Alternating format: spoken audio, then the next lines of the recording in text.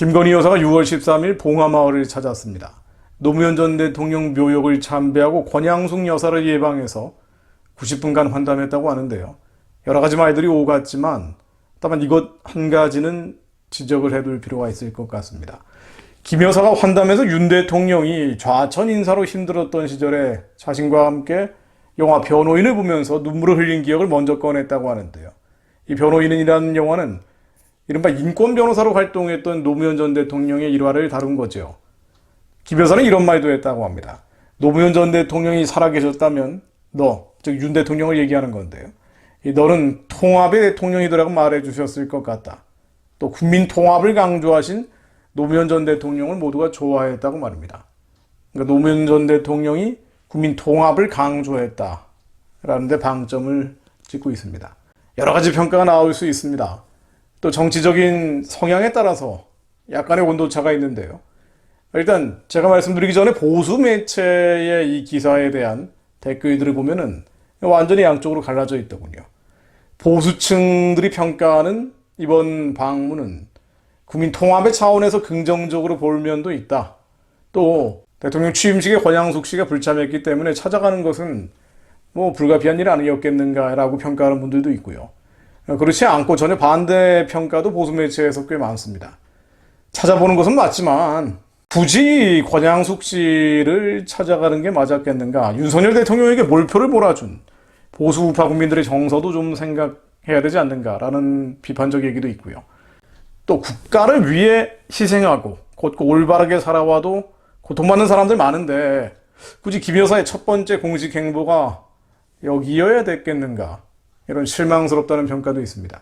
자, 그런데 약간 엇갈리는 보수층의 평가는 달리 좌익계층, 좌파계층의 평가는 굉장히 일관되어 있습니다.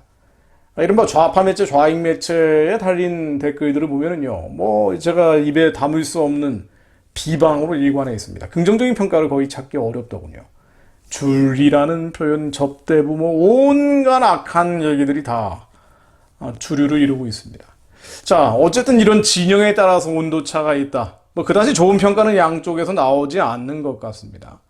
근데 제가 결론을 내리기 전에 윤석열, 김건희 대통령 부부의 역대 대통령에 대한 기존 발언들이 어땠는지, 어떤 생각을 가지고 있는지, 지금 윤 대통령이 북한에 대해서 강경한 입장을 보이고 있는 것은 다 알고 있는 공지의 사실 아닙니까? 또 공산주의에 대해서도 굉장히 반대하고 자유민주주의 수호에 대한 확고한 의지가 있는 것 또한 확인되고 있습니다.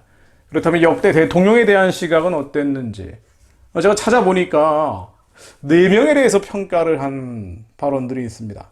윤석열 대통령이 후보 시절에 2021년 11월 25일이죠. 높이 평가하는 역대 대통령을 꼽아달라는 질문이 강연에서 나오니까 4명을 꼽았습니다. 윤석열이 높이 평가하는 역대 대통령. 이승만, 박정희, 김영삼, 김대중. 이거 참 분산 투자하듯이 한 느낌을 받습니다. 제가 그대로 말을 인용해보면은요. 가장 높게 평가하는 분으로 한 분만 얘기를 하지 않고 여러분을 얘기하면 나중에 4.19 민주혁명에 의해 물러나긴 했지만 정부 수립을 해서 자유민주주의라는 헌법 가치를 세운 이승만 전 대통령, 경제를 일으켜서 민주화의 토대를 만든 박정희 전 대통령, 민주화를 위해서 헌신한 김영삼, 김대중 전 대통령, 이런 분들을 조금 더 시간이 지나서 더 평가가 이루어져야 하지 않는가라고 생각한다 라고 말했습니다. 이승만, 박정희, 김영삼, 김대중. 어쨌든 이승만, 박정희 대통령에 대해서 이런 정도의 평가를 하고 있다는 건 다행스러운 면이고요. 김건희 여사는 노무현 전 대통령에 대한 평가가 나온 것이 있죠. 예전에 녹취 파일이라고 공개된 내용들 말입니다. 제가 그대로 인용해 보겠습니다. 이 노무현 대통령과 문재인 대통령 차이가 뭐냐 물어보니까 차이점이 너무 많다. 차이점이 보통 나는가라고 반문을 하면서 노무현 대통령은 진심이 있었고 그분은 자기 부하나 자기 국민을 위해서 몸을 내던지신 분입니다. 희생하신 분이고, 근데 문재인 대통령은 여기저기 신하 뒤에 숨은 분이잖아요. 자기는 모른 척하고 그걸 모르세요? 라고 기자에게 되묻는 녹음이 있어요. 그러니까 노무현은 좋은 사람, 문재인은 나쁜 사람, 이런 평가를 했다는 거죠. 전체적으로 볼 때 문재인에 대해서는 굉장히 반감이 있는데 노무현에 대해서는 호감이 있는 것으로 보여요. 근데 어쨌든 사람에 대한 감정적인 평가와 별개로 냉정하게 평가를 할 필요가 있습니다. 국가 기도를 해야 되는 사람들은 냉정한 평가를 할 필요가 있습니다. 전체적으로 이번 김건희 여사가 권양숙 씨를 만난 이 만남 자체에 대해서 제가 왈가왈부하고 싶은 생각은 그다지 없습니다. 뭐 통합의 이미지를 줬다. 중도층에게. 뭐 보수층도 별로 좋아하지 않고 좌익층은 오히려 너 뭐 하는 거냐 이런 식으로 나온단 말이에요. 통합의 효과를 내지는 않았지만 이미지를 중도층에게 줬다는 점은 뭐 굳이 인정하려면 인정할 수 있을지도 모르겠습니다. 다만 한 가지 김건희 여사가 했던 말, 이 메시지만은 매우 부적절한 것이었습니다. 아마 옆에서 보좌하는 사람들이 없었는지 잘 모르겠는데요. 뭔가 통합은 해야 될 것 같은데 이걸 어떻게 통합해야 될지 고민하다가 대통령 취임식에 오지 않은 권양숙 씨를 찾아가면서 또 노무현에 대한 좋은 감정도 있고 서민적인 면은 또 있잖아요. 먼저 이런 것들 때문에 가서 말은 해야 되는데 뭔가 적절한 말을 못한 것 같아요. 그러다 보니까 통합이라는 단어를 쓴 것 같습니다. 그러나 이 통합이라는 단어는 매우 부적절한 것이었죠.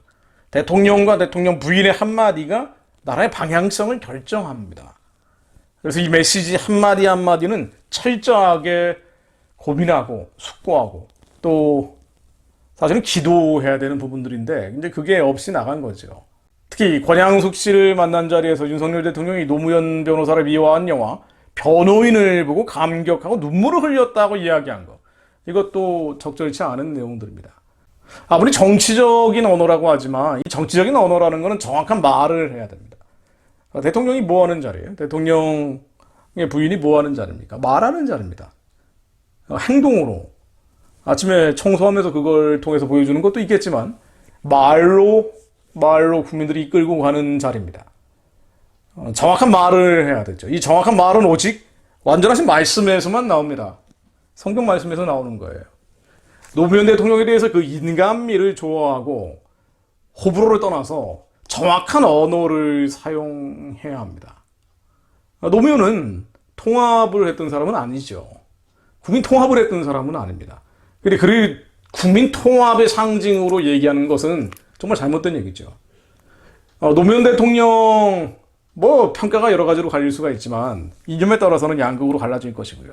다만 한 가지 헌법에 기초한 역사적인 정통성, 이념적인 정체성을 부정하고 통합이 아니라 분열로 이끌고 갔던 인물이에요.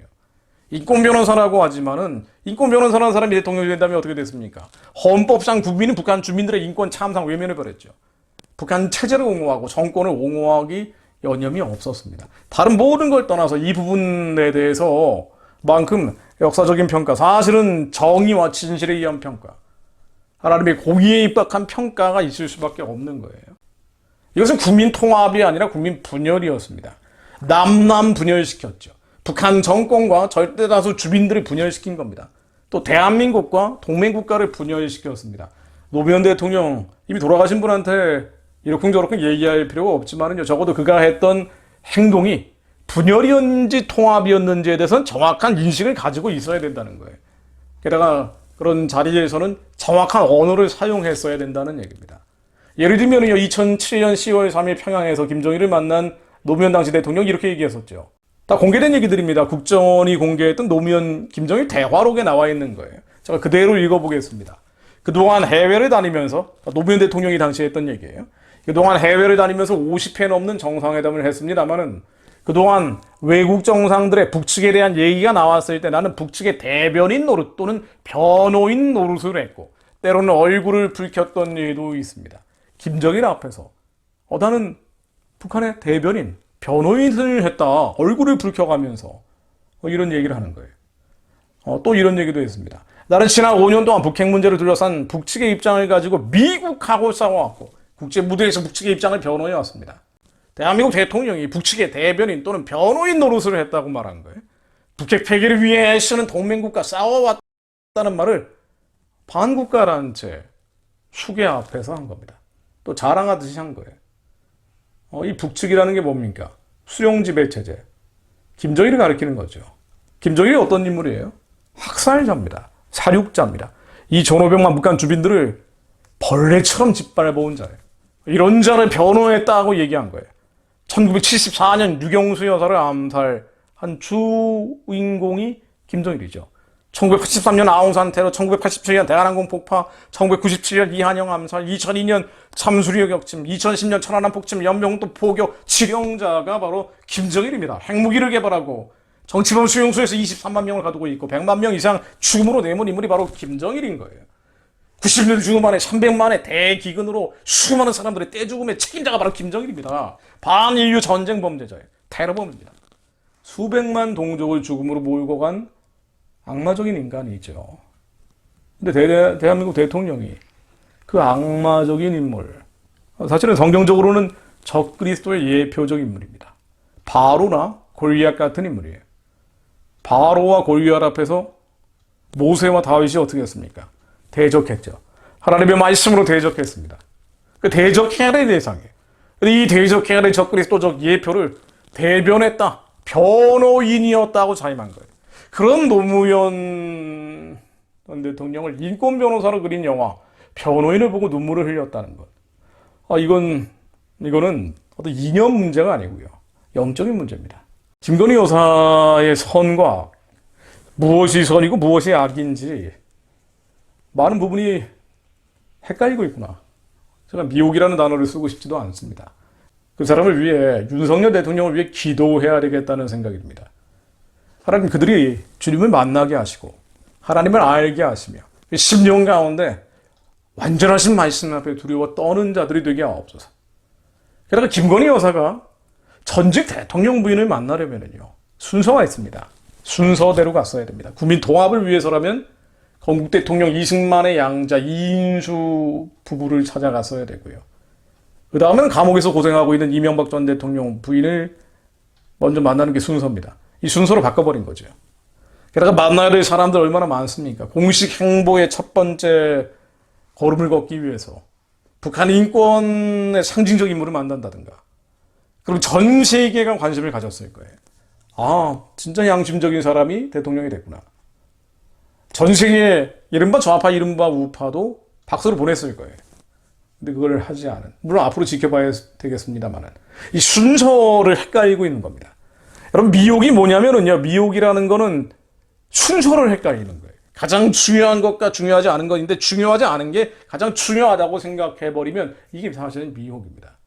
대통령 부를 알고 계신 분들이 있으면 가서 전도해야 됩니다. 복음이 들어가게 해야 돼요. 특히나 예언 이런 거 좋아한다는 거 아닙니까? 해외 진짜 예언자들, 진짜 하나님의 말씀을 대언하는 이들을 만나게 해줘야죠. 그들이 설령 신앙이 없다 하더라도 신앙을 갖게 해야죠. 그래서 선이 무엇인지 악이 무엇인지 분별할 수 있게 해야죠. 누가 주의 이 많은 백성을 재판할 수 있사오리까? 지혜로운 마음을 종에게 주사 주의 백성을 재판하여 선악을 분별하게 하옵소서. 하나님, 이 마음이 주님을 두려워했던 왕들이 가졌던 마음을 윤석열 대통령 부부가 가질 수 있게 하옵소서. 하나님께 주의 백성을 재판하여 선악을 분별하게 해달라는 부르짖음이 그들의 입술에서 터져나오게 하사 무엇이 선이고 무엇이 악인지 그들로 깨닫게 하옵소서. 선을 따라가게 하시고 악을 피하게 하시며 선악을 분별하게 하옵소서. 신명기 1장 39절로 또 너희가 사로잡히리라 하던 너희의 아이들과 당일에 선악을 분별치 못하던 너희 자녀들, 그들은 그리로 들어갈 것이라. 내가 그 땅을 그들에게 주어 사람이 되게 하리라. 선악을 분별치 못해 심판받는 이 나라 이 민족 되지 않도록 하나님, 지도자들이 선과 악을 분별하게 하옵소서. 살인자, 살육자, 학살자, 저 악을 악이라고 분별할 수 있게 하시고, 또 그 악을 동조하는 것 또한 악이라는 것을 미혹되지 않게 하옵소서. 헷갈리지 않게 하옵소서. 히브리서 5장 14절로 이는 젖을 먹는 자마다 어린아이니 의의 말씀을 경험하지 못한 자요 단단한 음식은 장성한 자의 것이니 그들은 지각을 사용함으로 연단을 받아 선악을 분별하는 자들이니라.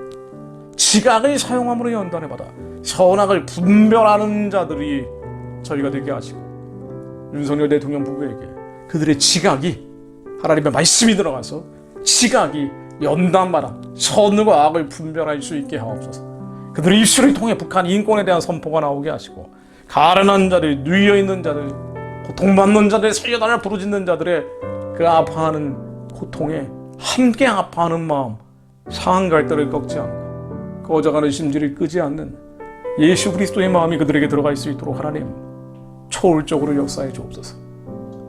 예수 그리스도 이름으로 기도드립니다. 아멘.